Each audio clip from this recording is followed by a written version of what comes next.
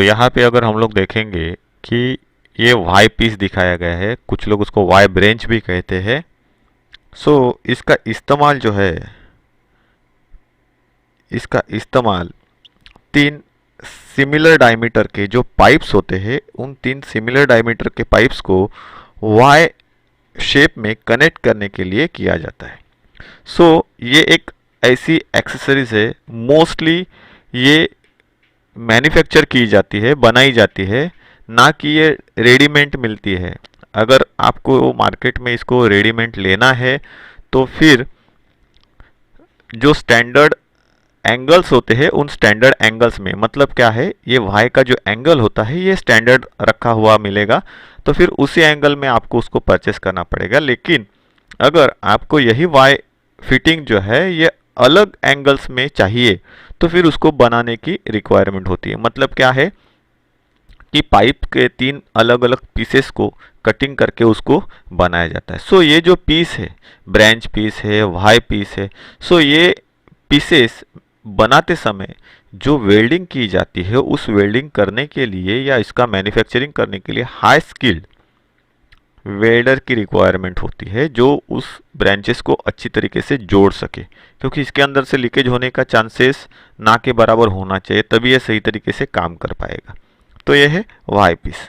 इसका इस्तेमाल क्यों किया जाता है वो भी हम लोगों ने समझ लिया कि जब हम लोगों को वाई शेप में पाइप्स को कनेक्ट करना है सिमिलर साइज के, तो इसका इस्तेमाल किया जाता है।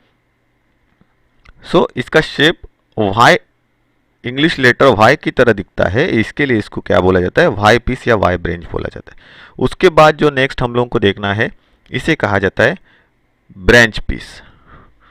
कुछ लोग इसको ब्रांच पीस के नाम से जानते हैं, ब्रांच पीस। ब्रांच पीस का जो यूज है मेनली, वो मेन पाइपलाइन से 45 डिग्री या 60 डिग्री के एंगल में नया कनेक्शंस या पाइप्स को जोड़ने के लिए ब्रांच पीस का इस्तेमाल किया जाता है किसी भी सिस्टम, पाइपिंग सिस्टम के अंदर। तो खाली ये 45 या 60 डिग्री के ही होते हैं ऐसे नहीं। तो मैं पहले ही बोल चुका हूँ कि मैन्युफैक्चरर जो होता है उसके ऊपर ये डिपेंड करता है। लेकिन हाँ, जो आपको शॉप में ब्रांच पीस मिलते हैं ये स्टैंडर्ड एंगल्स में रहते हैं, जैसे कि 45 और 60 डिग्रीज में। लेकिन मोस्ट ऑफ ऑल इंडस्ट्रीज में ये जो ब्रांच पीस इसके लिए कहा जाता है, जैसे हम लोग पेड़ की टहनियों को बोलते हैं कि पेड़ की टहनियाँ को हम लोग क्या बोलते हैं, उसकी ब्रांच बोलते, शाखाएं बोलते। ऐसे ही मेन लाइन में से अगर हम लोगों को किसी और डायरेक्शन में कोई पाइपिंग कनेक्शन ले जाना है, नई ब्रांच निकालनी है, तो इस तरीके के ब्रांचेस का इस्तेमाल किया जाता है। तो इनको क्या करते हैं, मोस्टली इंडस्ट्री में मैन्युफैक्चर करवा के लिया जाता है। ये जो वाई पीस होता है या ब्रांच पीस होता है, उनको मैन्युफैक्चर करने के लिए हाई स्किल्ड जो वेल्डिंग हैंड्स होते हैं, मतलब हाई स्किल्ड जो वेल्डर्स होते हैं, उनकी रिक्वायरमेंट होती है। ओके, तो यहाँ पे हम लोगों ने समझ लिया कि वाई पीस क्या है और ब्रांच पीस क्या है।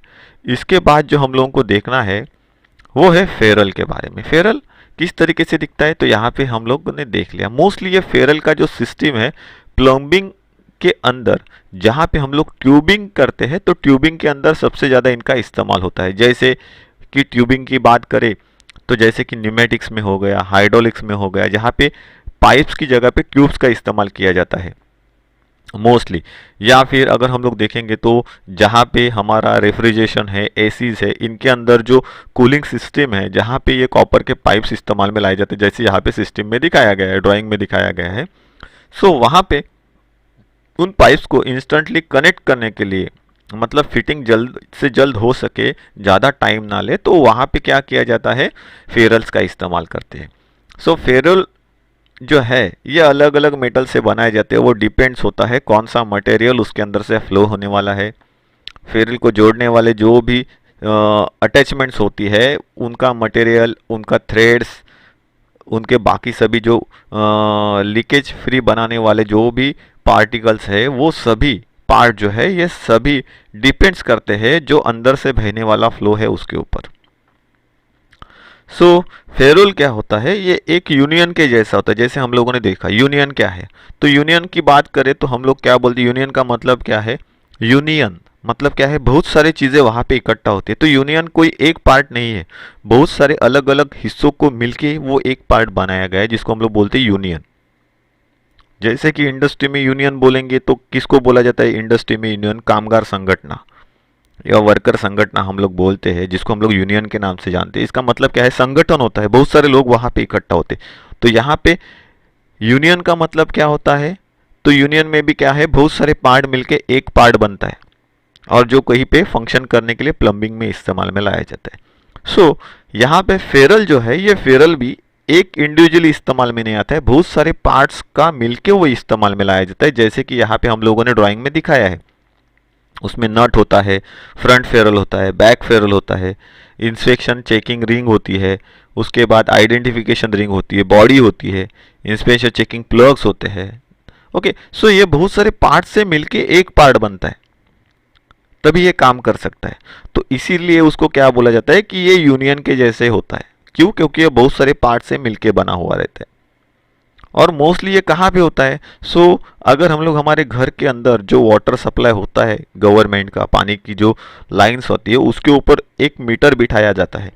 मीटर के पास ये फेरल का इस्तेमाल किया जाता है इंस्टेंट कनेक्टिविटी के लिए, क्योंकि कभी मीटर्स के अंदर खराबी हो जाए तो उसको रिपेयर कर सके, रिप्लेस कर सके, उसमें टाइम ना जाए।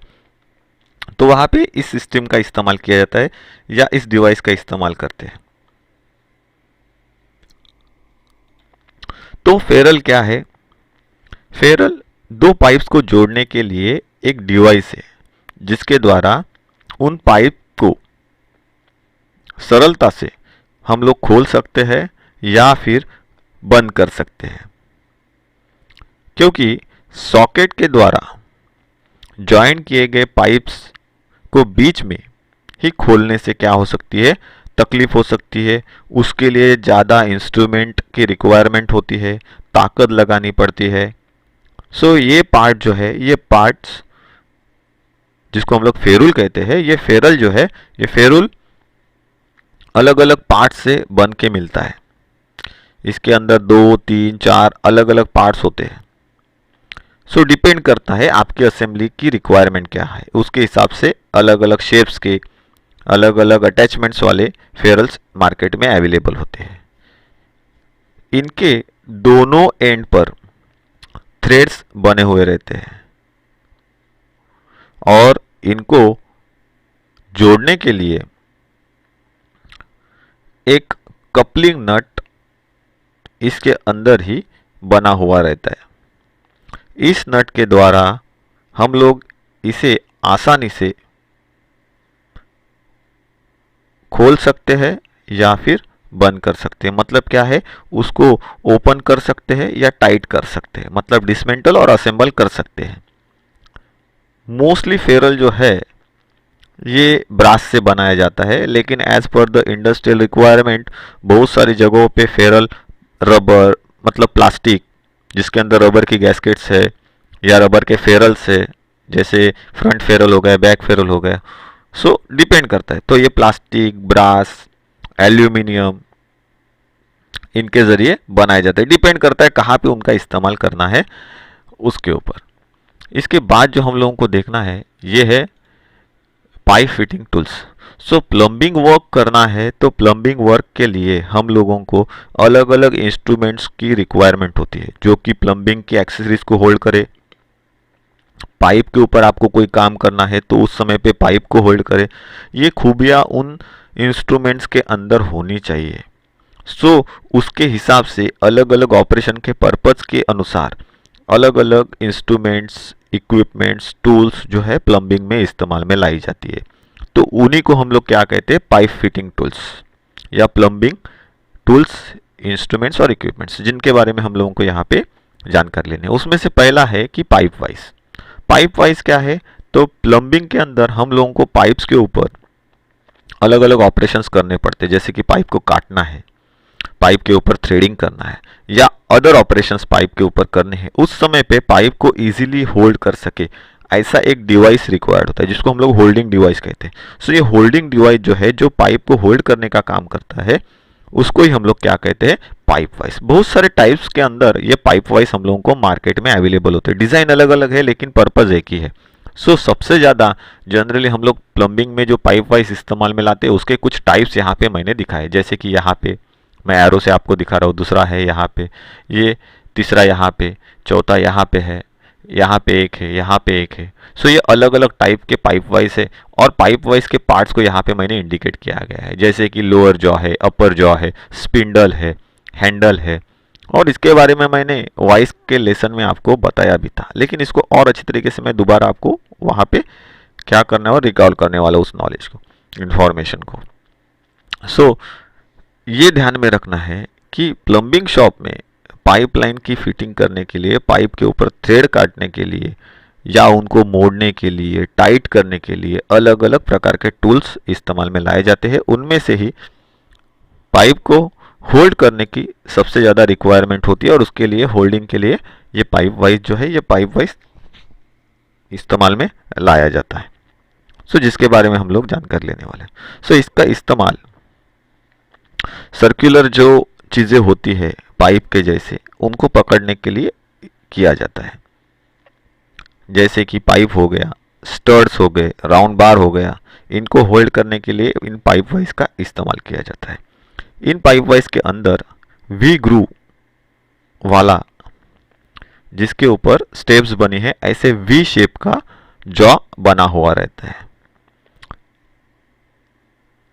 और जो स्पिंडल है ये वर्टिकल पोजीशन में चलता है। स्पिंडल मतलब क्या है, जो यहाँ पे हम लोगों ने देखा, ये स्पिंडल है पाइप वाइज का।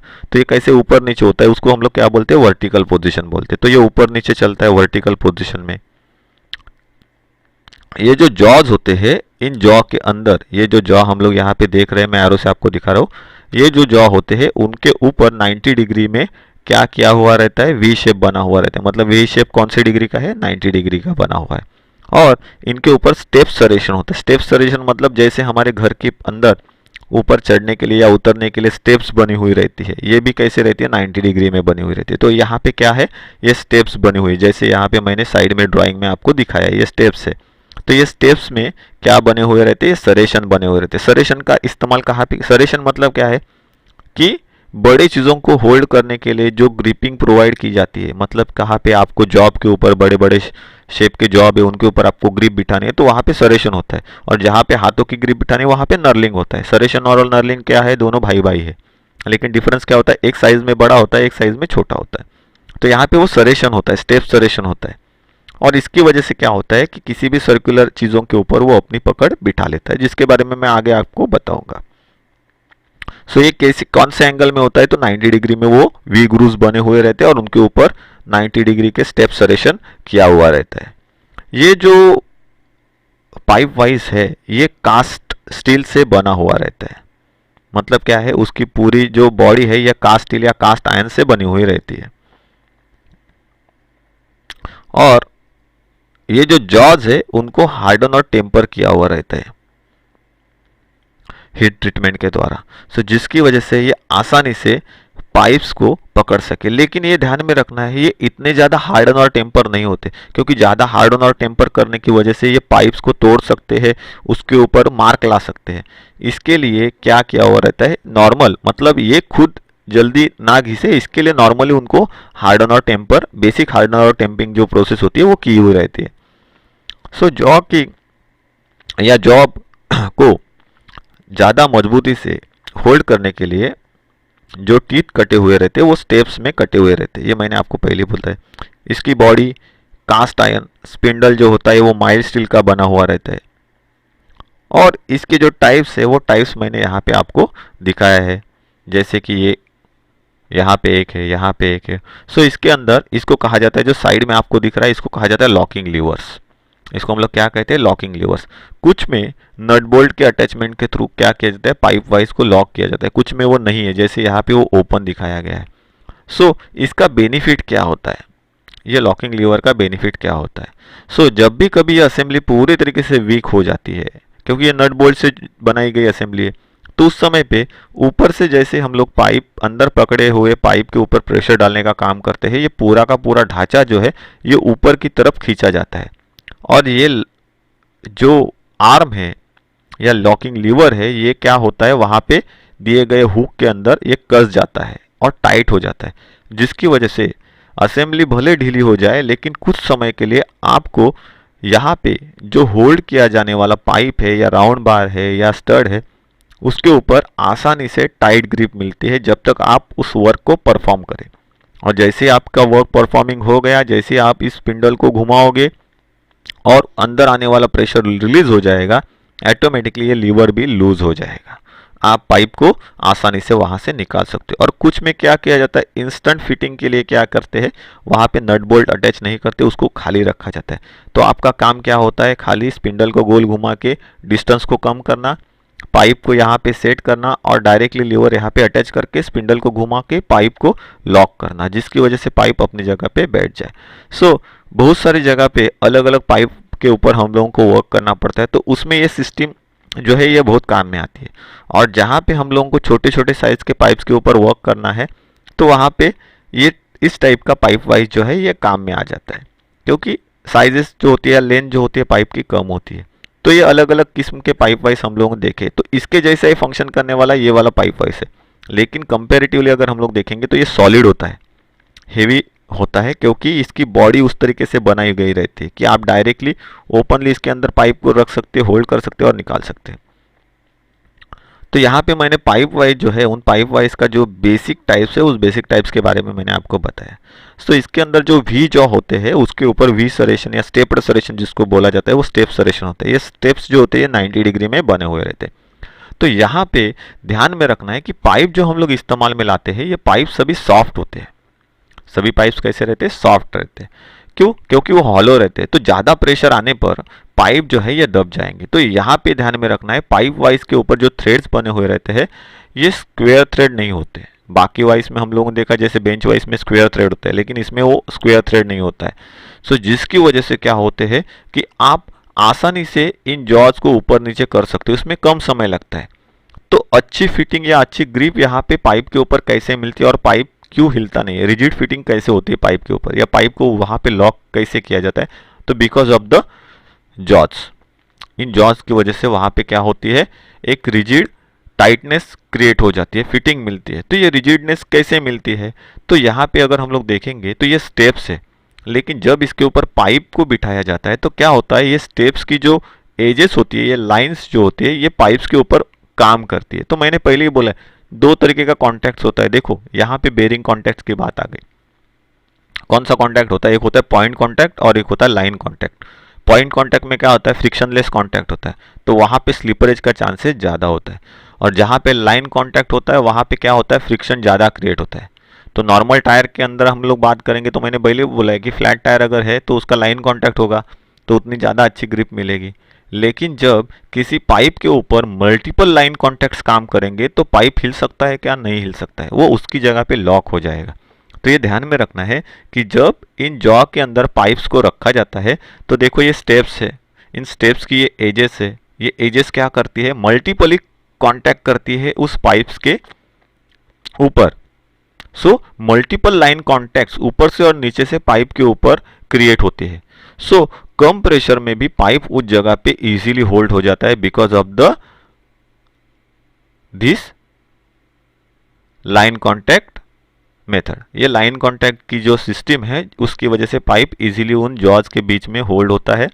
और कम प्रेशर में मतलब क्या है कि जो जॉ होता है इसका प्रेशर कम क्यों आता है, because of the thread system जो यहाँ पे दिया गया है स्पिंडल के ऊपर, उसकी वजह से कम प्रेशर। ज़्यादा प्रेशर स्क्वायर थ्रेड रहेगा तो प्रेशर ज़्यादा गिरेगा, पाइप दब जाएगा, फिर काम का नहीं रहेगा।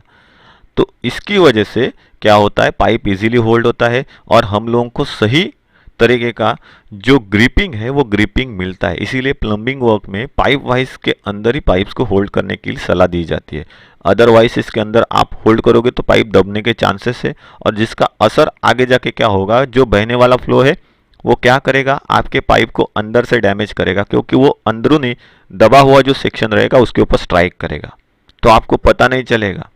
तो ये ध्यान में रखना है कि प्लम्बिंग में पाइप वाइज को ही प्रेफरेंस दिया जाता है और किसी वाइज को प्रीफर नहीं करते हैं पाइप्स को होल्ड करने के लिए, ऑपरेशंस करने के लिए। तो इसी खूबी की वजह से जैसे राउंड बार हो गया, स्टर्ड्स हो गए, उनको पाइप वाइज के अंदर होल्ड करके उनके ऊपर ऑपरेशंस किए जाते हैं, क्योंकि वो भी कैसे है, सर्कुलर है, तो बाकी वाइज में उनको होल्ड करके ऑपरेशन करना इजी नहीं होता है। For that purposes pipe wise is suitable for the round job और सिलेंड्रिकल जॉब टू होल्ड। तो जैसे हम लोगों ने पाइप वाइज के बारे में देखा, वैसे ही सेम फंक्शन करने वाली एक और डिवाइस है या और टूल है जो कि पाइपिंग में असेंबलिंग और डिसमेंटलिंग के काम में इस्तेमाल में लाई जाती है, जो होती है रेंच। सो अलग अलग टाइप के पाइप रेंज जो है ये मार्केट में अवेलेबल होते हैं, जैसे कि यहाँ पे हो गया, कुछ लोग इसको मंकी रेंच भी कहते हैं। तो ये एक पाइप रेंज का जनरल इस्तेमाल में आने वाला एक टाइप है। दूसरा है चेन रेंच, जिसके अलग अलग टाइप्स यहाँ पे दिखाए गए हम लोगों को। सो जानते हैं पाइप रेंचेस के बारे में। तो पाइप रेंचेस जो है ये 14 इंच, 16 इंच, 18 इंच, फिर 24 इंच, 36 इंच अलग अलग साइजेस में अवेलेबल होते हैं। ये इंच क्या रिफर करता है, उसकी लेंथ, कितने लंबाई वाला है। तो पाइप की साइज के अनुसार ये जो स्पैनर होते हैं, या जिसको हम लोग पाइप रेंज कहते हैं, पाइप स्पैनर या पाइप रेंज, इसकी लेंथ जो है, ये लेंथ या साइज जो है ये तय होती है। छोटे साइजेस के पाइप के लिए छोटे साइज के रेंचेस का इस्तेमाल किया जाता है, बड़े साइज के पाइप्स के लिए बड़े साइज के रेंचेस का इस्तेमाल किया जाता है। उसकी वजह है कि रेंच के ज़रिए ताकत लगानी पड़ती है पाइप्स को होल्ड करने के लिए।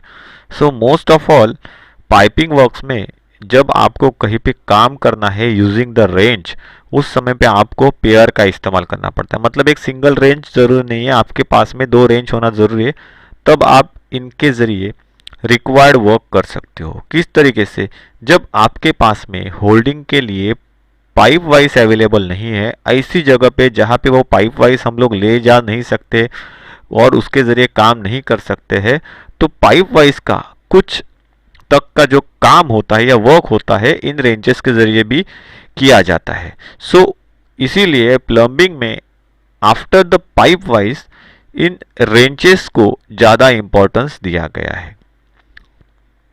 तो ये जो पाइप रेंच है इनका इस्तेमाल कहाँ पे किया जाता है, तो होल्डिंग के लिए, ग्रिपिंग के लिए, असेंबलिंग एंड डिसमेंटलिंग वर्क जो होता है पाइपिंग का, उसके लिए इनका इस्तेमाल किया जाता है। और इसके कुछ पार्ट्स है। पार्ट्स कौन से, तो पिवोट। पिवोट मतलब क्या, एक तरीके का रिवेट जॉइंट। तो यहाँ पे वो दिखाया गया है रिवेटेड जॉइंट, जिसके थ्रू ये जॉर्ज जो है ये क्या किए गए हैं, बॉडी के साथ में, इस रिजिड बॉडी के साथ में फीड किए गए हैं, तो ये हिल नहीं सकते हैं। उसके बाद क्या है, स्प्रिंग्स। कुछ जो पाइप रेंचेस होती है उनके अंदर सिंगल स्प्रिंग होती है, कुछ में डबल स्प्रिंग होती है। जैसे कि इस टाइप के पाइप रेंच में आपको 2 स्प्रिंग्स मिल सकती है, ऊपर और नीचे की तरफ। एक यहाँ पे बैठी हुई है जो मैं एरो से दिखा रहा हूँ, दूसरी यहाँ पे मिडल में होती है, जो कि जॉ और ये जो हैंडल है या लीवर है उसके मूवमेंट को कंट्रोल करती है, एक पर्टिकुलर टेंशन इन जॉज के अंदर प्रोवाइड करती है या बना के रखने का काम करती है। और कुछ जो यहाँ पे दिखाए गए जिनके अंदर बराबर यहाँ अंदर की तरफ एक स्प्रिंग लगी हुई रहती है। डिपेंड करता है मैन्युफैक्चर के ऊपर, या 1 या 2 स्प्रिंग्स आपको इन रेंचेस के अंदर मिल जाएगी, जो कि टेंशन जो होता है दोनों जॉ के बीच का या पाइप के ऊपर ग्रिप बिठाते समय, तो टेंशन मेंटेन करने का काम उस स्प्रिंग के जरिए किया जाता है। उसके बाद क्या होता है, हैंडल और लीवर। सो हैंडल और लीवर कहाँ पे है, तो ये हो गया हैंडल और लीवर। ये जो सेक्शन है जिसके ऊपर ये जॉ फिक्स किया गया है, या कुछ जगह पे जॉ ऑलरेडी इसके साथ में बनाया जाता है, अटैच किया जाता है, डायरेक्ट अटैच होता है। तो ये जो सेक्शन है, इस पूरे सेक्शन को या इस बॉडी को स्पैनर के क्या कहते हैं, तो हैंडल और लीवर कहते हैं, जिसके जरिए रिक्वायर्ड टॉर्क जो है ये टॉर्क हम लोग मेंटेन कर सकते हैं। सो जितना बड़ा पाइप रहेगा उतना टॉर्क ज़्यादा लगाने के लिए उतना ही लंबा वाला ये हैंडल या लीवर रिक्वायर्ड होता है। इसके लिए उनके अलग अलग साइजेस जो है ये हम लोग इस्तेमाल में लाते हैं। उसके बाद होता है एडजस्टिंग नट। तो यहाँ पे वो एडजस्टिंग नट दिखाया गया है, यहाँ पे, यहाँ पे, यहाँ पे, ये सभी एडजस्टिंग नट दिखाए गए। एडजस्टिंग नट का मेन काम क्या होता है कि जहाँ पे आपको इस रेंज के जरिए ग्रिपिंग करनी है या इस रेंज की ग्रिप बिठानी है, वहाँ पे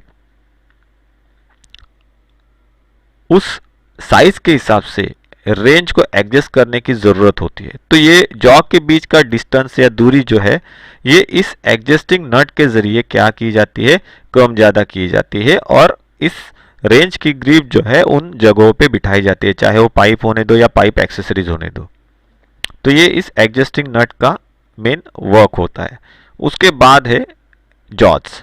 तो पाइप रेंज के अंदर जो हम लोग पाइप रेंज देख रहे हैं उसके अंदर दो मेन जॉ होते हैं, एक यहाँ पे दिखा है एक यहाँ पे। जो यहाँ पे मूव होने वाले सेक्शन में या पार्ट में जो जॉ बनाया गया है उसको मूवेबल जॉ कहते हैं, क्योंकि ये मूव होने का काम करता है। और जो हाथों में हैंडल या रिवर होल्ड होता है तो उसके साथ में जो जॉ जगह पे रहता है उसको फिक्स जॉ कहते हैं, क्योंकि वो मूव नहीं होता है। इसीलिए एक फिक्स जॉ कहलाता है, एक मूवेबल जॉ कहलाता है। सो इन जॉ का डायरेक्शन मैंने आपको दिखाया, इन जॉ के ऊपर टीथ है। सो ये जो पाइप रेंज है ये हर किसी जगह पे जाके अपनी ग्रिप बिठा सकता है, चाहे वो हेक्सागोनल बॉडी होने दो, ऑक्टेगोनल शेप होने दो, राउंड होने दो, या कोई ऑब्लॉन्ग शेप होने दो। ऑब्लॉन्ग मतलब क्या है, आड़ा टेढ़ा शेप। तो उसके ऊपर भी ये जाके ग्रिप बिठा सकता है। क्यों ये ग्रिप ऐसे बिठा सकता है अपनी, बाकी स्पैनर के अंदर वो कैपेबिलिटी क्यों नहीं है या कैपेसिटी क्यों नहीं है? तो यहाँ जो जॉ के ऊपर टीथ बने हुए रहते हैं ये क्रोकोडाइल टीथ कहा जाता है। क्रोकोडाइल मतलब क्या है, जैसे किसी क्रोकोडाइल मतलब मगरमच्छ के टीथ होते हैं जो कि अंदर की तरफ मुड़े होते हैं। अगर वो किसी चीज के ऊपर अपने झपट्टा मार दे, कोई जानवर को अपने जबड़े में पकड़ ले, जॉ में पकड़ ले, और वो अगर ज्यादा छटपटाने की कोशिश करेगा तो वो उतना ही उसको अपनी तरफ खींच सकते हैं। क्यों? क्योंकि उसके टीथ जो है ये अंदर मुड़ जाते हैं। और ये मुड़ते हैं क्यों? क्योंकि उसका डायरेक्शन ही वैसे होता है। जैसे कि यहाँ पे अगर हम लोग देखेंगे तो यहाँ पे टीथ का डायरेक्शन कैसे है, अंदर की तरफ मुड़ा हुआ, सेम लाइक अ क्रोकोडाइल। तो यहाँ पे क्या किया गया है कि एक जॉ के ऊपर अंदर की तरफ टीथ मुड़े हुए रहते हैं तो दूसरे की तरफ थोड़े से बाहर की तरफ टीथ को बनाया हुआ रहता है। सो इसका बेनिफिट क्या होता है कि आप उसको सही तरीके से पकड़ो या गलत तरीके से पकड़ो, पाइप रेंच अपनी पकड़ है या ग्रिप जो है ये उन जॉब्स के ऊपर या उन पर्टिकुलर शेप्स के ऊपर बनाने की कोशिश करता है। मतलब वो लूज नहीं होता है वहां से। ये इसका एक बेनिफिट है। इसीलिए कुछ लोग उसको यूनिवर्सल रेंज भी कहते हैं, कुछ लोग उसको मंकी रेंज भी कहते हैं। मंकी रेंज इसके लिए मोस्टली कुछ इंडस्ट्री में लोग मंकी रेंज के नाम से भी इसको जानते हैं। उसकी वजह है कि अगर कोई बंदा बंदरों की तरह हरकत करेगा तो फिर भी ये अपना काम सही तरीके से बजाएगी, परफॉर्म करेगी। तो ये चीज होती है, इसीलिए मोस्ट ऑफ ऑल जगहों पे इन पाइप रेंजेस का इस्तेमाल किया जाता है। लेकिन प्लम्बिंग वर्क में सबसे ज्यादा इस्तेमाल होता है, इसीलिए पाइप रेंज के नाम से पहचानी जाती है। सो इसमें पहले ही जैसे मैंने कहा है दो जॉ होते हैं, एक जो जगह पे स्थिर रहता है उसको हम लोग फिक्स जॉ कहते हैं, जो मूव होता है उसको मूवेबल जॉ कहते हैं। एडजस्टिंग नट द्वारा उसको एडजस्ट किया जा सकता है। और इसका जो लीवर या हैंडल है, ये जो पूरी बॉडी है ये किससे बनती है, तो कास्ट स्टील या कास्ट आयरन से बनाई हुई रहती है। इसका यूज जो है ये 15 मिलीमीटर से मतलब 15 मिलीमीटर से 50 मिलीमीटर तक डायमीटर जो है पाइप का, उन पाइप्स के ऊपर इस्तेमाल किया जा सकता है। लेकिन इनके अलावा भी डिफरेंट साइजेस के डायमीटर या डिफरेंट डायमीटर्स के पाइप्स को भी होल्ड करने के लिए पाइप रेंच जो है ये बनाए गए हैं। These are the special types of pipe wrenches, so जिनके बारे में हम लोग बाद में जानकारी लेंगे। तो पाइप रेंच यहाँ पे क्या है, उसके पार्ट्स क्या है, ये हम लोगों ने यहाँ पे देख लिया है। तो ये ध्यान में रखना है कि पाइप रेंच जो है, इन पाइप रेंच को इस्तेमाल करते समय उनको क्लीन करना है। जॉ के ऊपर जो ऑयल या कोई भी चीज लगी है तो उनको निकालना है, नहीं तो वो ग्रिप नहीं बिठा पाएंगे। हैमर की तरह उनका इस्तेमाल नहीं करना है। जब रिक्वायर्ड है तो ये ध्यान में रखना है इस्तेमाल से पहले कि जो पाइप रेंच के जॉ के टीथ है वो सही ग्राइंड हुए है कि नहीं या शार्पन है कि नहीं। अगर नहीं है तो वो अपनी ग्रिप नहीं बिठा पाएंगे। जब रिक्वायरमेंट है तब ऑयल निकालना है, लेकिन जब काम में नहीं रहेगा तो उसको जगह जगह पे ऑयल और ग्रीसिंग करना ज़रूरी है, क्योंकि उसकी वर्केबिलिटी बनी रहे। सो इन चीज़ों का वहाँ पे ध्यान रखना है, तभी पाइप रेंच जो है ये सही तरीके से काम कर सकता है। बहुत सारे जगह पे पाइप रेंच जो है इस्तेमाल में लाया जाता है और कुछ लोग इसको स्टिल्सन पाइप रेंच के नाम से भी जानते हैं। स्टिल्सन पाइप रेंच के नाम से भी इसको पहचाना जाता है। ये हमेशा हेवी ड्यूटी वर्क्स में इस्तेमाल में लाया जाता है। सो मैन्युफैक्चरर के ऊपर और as per the industrial requirement इनके अलग अलग शेप्स डिज़ाइंस हम लोगों को मार्केट में अवेलेबल मिलेंगे। जैसे कि यहाँ पे नीचे की तरफ मैंने दिखाया है। नेक्स्ट जो हम लोगों को देखना ये है चेन रेंज के बारे में।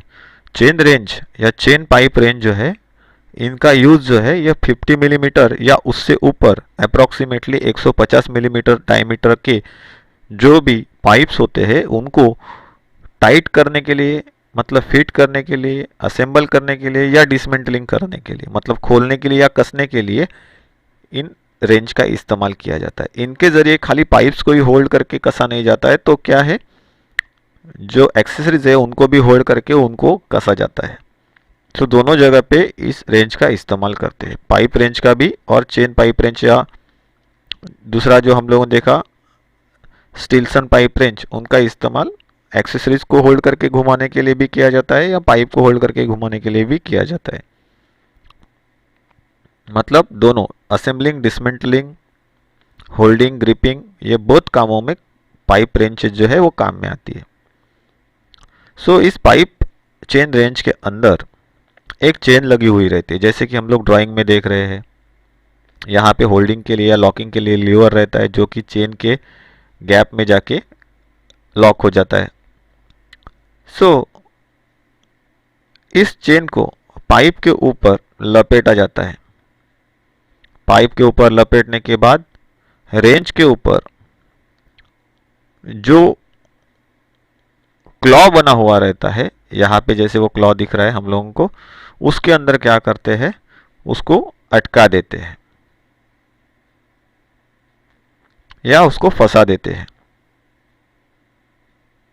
और फिर हैंडल के ऊपर प्रेशर डाल के पाइप को खोल दिया जाता है या लॉक किया जाता है या टाइट किया जाता है।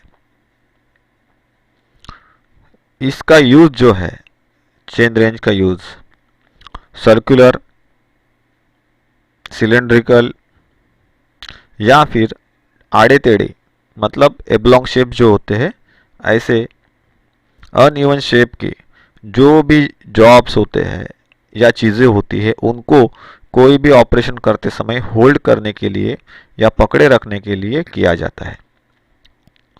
इसके कौन से पार्ट्स है? रोलर चेन है, यहाँ पे रोलर्स लगे हुए रहते हैं जो यहाँ पे जाके अटकने का काम करते हैं। रोलर चेन हो गया। टीथ हो गए ग्रिपिंग के लिए, जैसे हम लोगों ने देखा सरेटेड सेक्शन, वैसे यहाँ पे टीथ बने हुए रहते हैं जो कि पाइप के ऊपर या उस चीज़ों के ऊपर ग्रिप बिठाने का काम करते हैं। हैंडल हो गया जहाँ पे हम लोग होल्डिंग करते हैं। तो